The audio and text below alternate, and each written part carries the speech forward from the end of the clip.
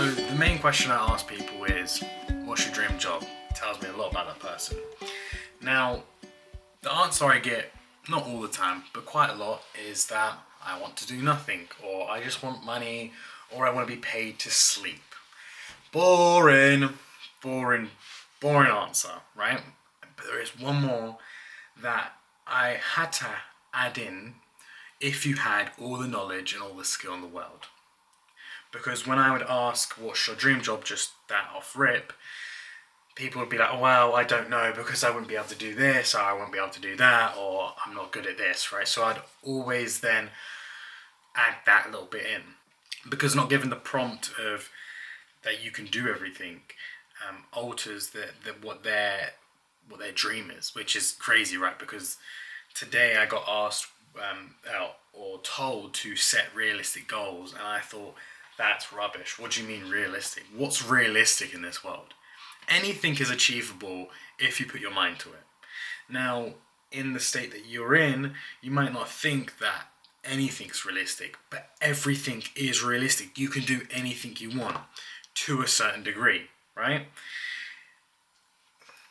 Will a person age 80 be able to enter the Olympics on boxing? Probably not, no, but that doesn't mean that 80-year-old can't go to his own gym and have some fun with it and learn how to box. Yeah, it may be completely different, but it doesn't mean that he can't do it. I think a lot of people, when I ask the question, some shy away from it because they believe that the dream they have in their head is not obtainable, so why say it?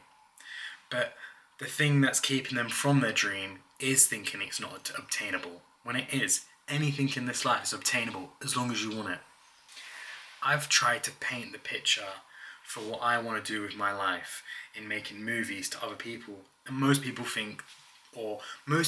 look at me like I'm a little crazy, and a lot just think, okay, alright, carry on, whatever you're doing with they don't really see the vision, and that's okay, because the vision you have, the only person that sees it that way is yourself. You can never really paint a picture for someone unless you've fully painted it, and then you can show them, and by that time you've achieved the dream that you want. When you can directly show someone what your dream was, by that time you've already achieved everything. So it doesn't really matter by that time. I once heard, when you're poor and you've got nothing to you, no one wants to help you. But when you're rich and you have it all, everyone wants to help you.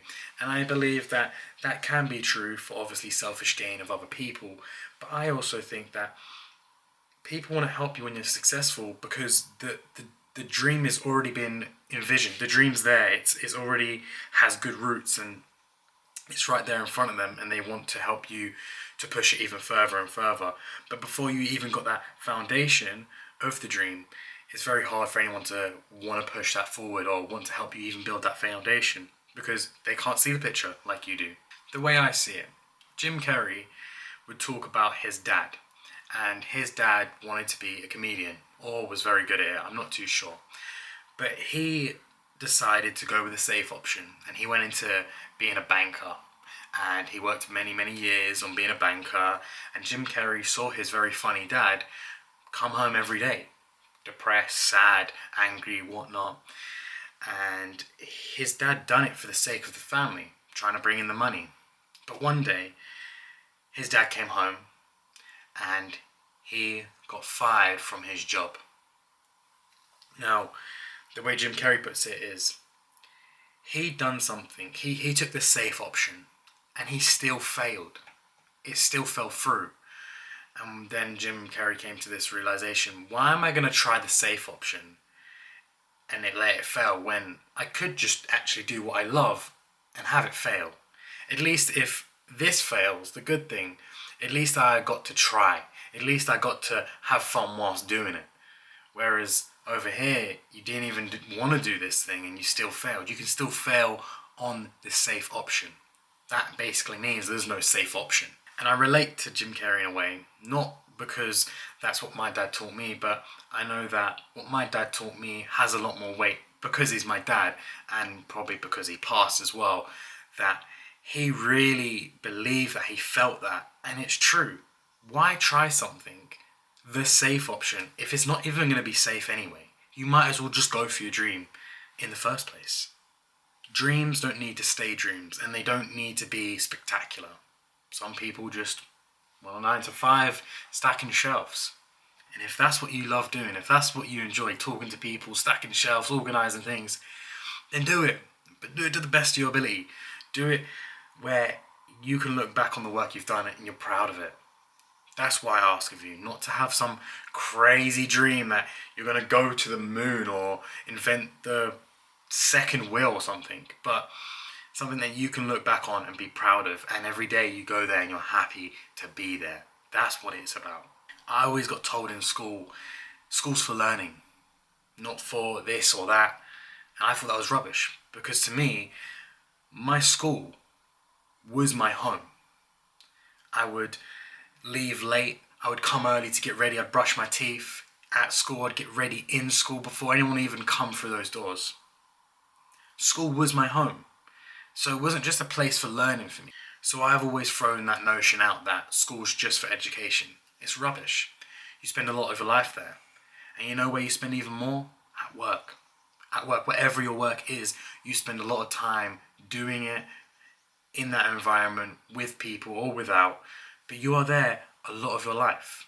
You know, you go to school for 18 years, maybe 25 or 24 if you're going uni and you're carrying on education. But school, after that, it's pretty much the rest of your life. So why not have it be a place that you love to be? Have it be a place where people that are around you can call family. Like, isn't that the dream? Getting told that work is, you just come here, you make money and you go home. What? Sorry? So you're telling me majority of your life is just you making money and going home? Nah, that's rubbish.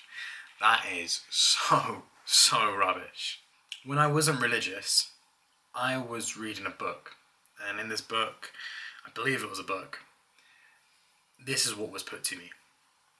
If you live your whole life, however you want, and then you die and you go up and God's there and he's waiting, and right next to God is a person, and you look at this person, it looks awfully familiar. It looks like you, but better looking, in shape. He starts talking, he's more funnier, he's smarter, he's more wise, more quick with it. He's very kind, he's very honest. And you go, well, who is this person? They look so much like me, but they're not me. And God puts you, this is who you could have been if you pushed yourself. If you got up every time you fell. This is you if you maxed out your potential. Now for me, that hit me deep, because it made me realise that I could just live life 9 to 5, make my money, go home, eat, sleep, repeat, eat, sleep, repeat, and do this over and over and over until the day I die. And that would be fine if that's what makes you happy. But I'm willing to bet that when you're on your deathbed, if you hadn't have even tried to do what you want to, or do things that you love, and make things that you want to do, you will sit there with massive regret. And I don't want to regret nothing. And I know you don't too. So make the most of the one life you've been given. Talk to you guys tomorrow.